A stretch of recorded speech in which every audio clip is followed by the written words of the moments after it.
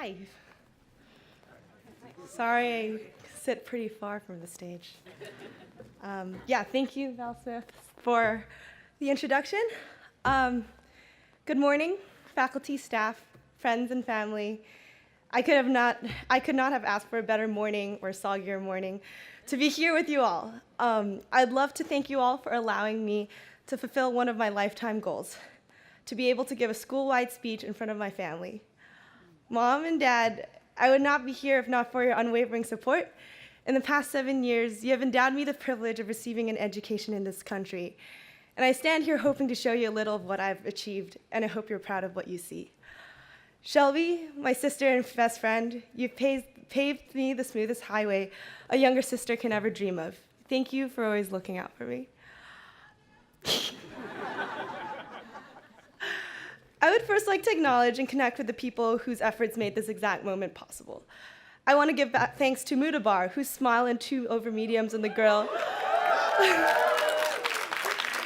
never ceases to brighten every morning. To Donnie in your fist bumps. To Pat for that extra scoop of tortellini salad. And also to April, the ice cream lady. I am so sorry for every single drop of ice cream I've ever dripped onto the countertop. To all the unsung heroes at Sharples, Essie's, Cybar, and Kohlberg that work day in and day out to fuel the student body, thank you. I would also like to give thanks to EVS staff, whose Mondays are far, far worse than any of ours. To the ground staff that enabled the very grass under my feet to grow, and to PubSave for literally running into lampposts to keep us safe. Then, of course, to the professors and the coaches that push us every single day to exceed our limits. Thank you.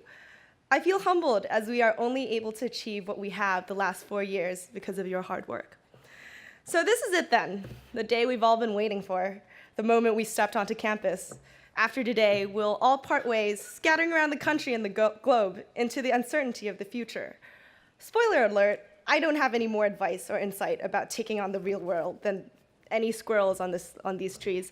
So instead, I'm going to look back. So bear with me while I reminisce on a wide-eyed, idealistic, intended English bio major, 18-year-old's journey to be here today. My first impression of Swarthmore was during Ride the Tide.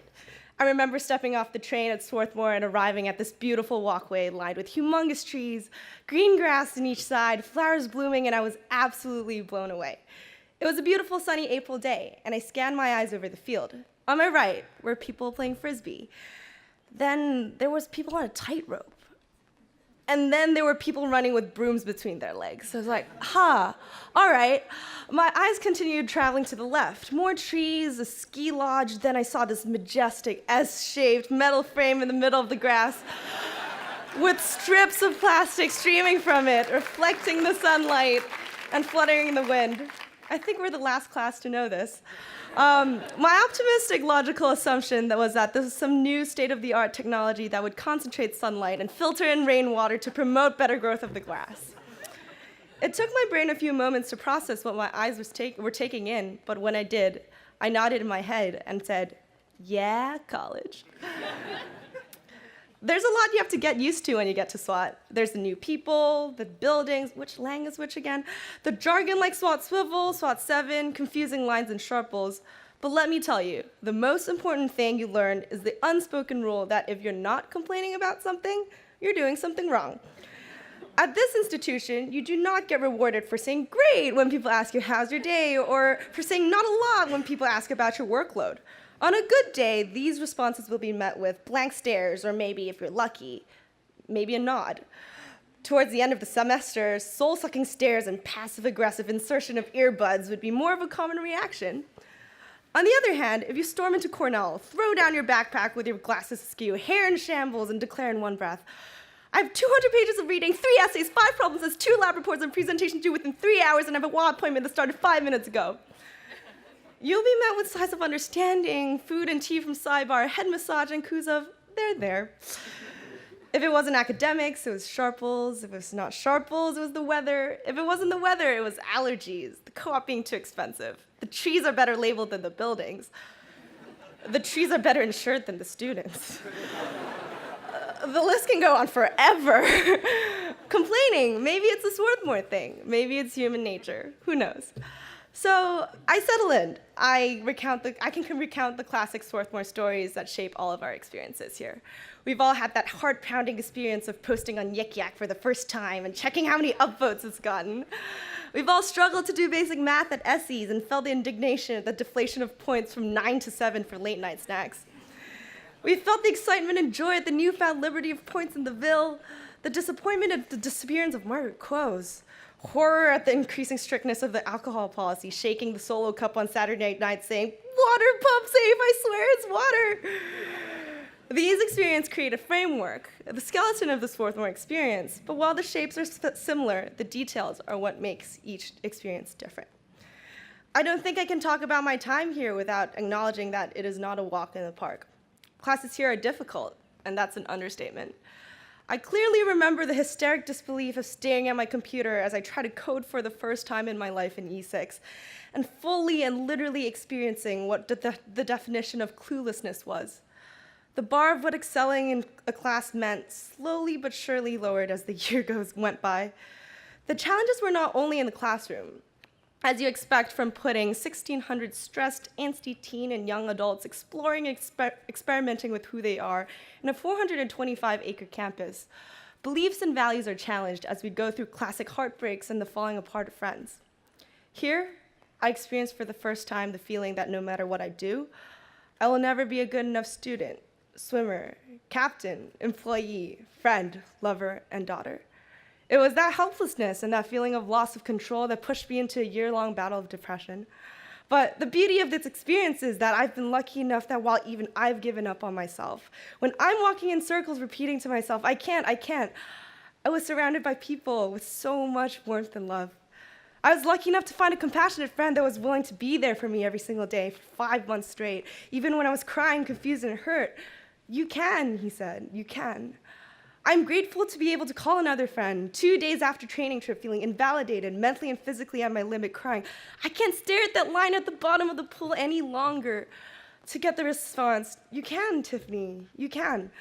I found friends that are willing to open up a bottle of wine with me after a long, grueling day of work and just talk about everything and nothing and give each other massages till 2 a.m. "You can," they said, "you can." Slowly, I also started believing that I could again. While I joke about how much we complain at Swarthmore, the genuine understanding that students have here for each other is something intimate and unique that I've only been able to find here. These bonds not only form in times of hardship and discomfort, but also in times of success and celebration. Swarthmore is a place where many of times I felt overwhelming happiness and pride at someone else's success. Nothing beats the awe you feel when you see the friend who's pushed you all around campus in a Target cart on a Saturday night now stand in front of a crowd of professors and students in a dapper suit and explain Machiavellian theory in context of Mao's rule.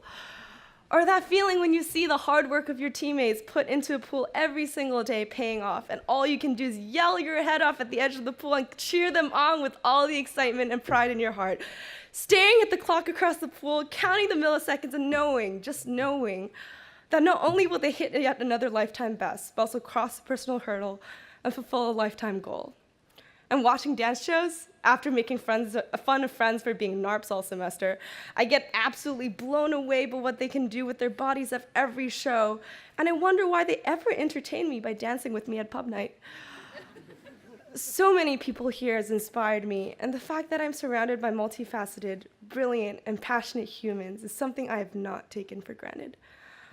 So that's a little bit of my Swarthmore experience. So now as a little less wide-eyed, still idealistic and definitely not an English bio major, 22-year-old almost graduate of this college, I demand, what's the moral of the story then? Where's the lesson? Where's the takeaway? I've been waiting for that eureka moment where I could be able to see the essence of this experience clearly. But unfortunately, my journey here is not like a typical blockbuster movie, with a start, a build, a climax, and an end. To describe the experience, it's more like a hodgepodge of happiness, sadness, content, uncertainty, surprise, regret, excitement, and everything in between. It is a mixture of these emotions coming in lulls, waves, and bursts in varying orders, durations, and magnitudes. To attempt to sum it all up in one neat overarching statement or lesson, not only would give it injustice, but also would be an almost impossible task. But take what you will from my story. Pick it apart, analyze it, psychoanalyze it, maybe even learn something from it. Ultimately, why I stand in front of you today is that I hope that everyone here can relate to some part of my experience.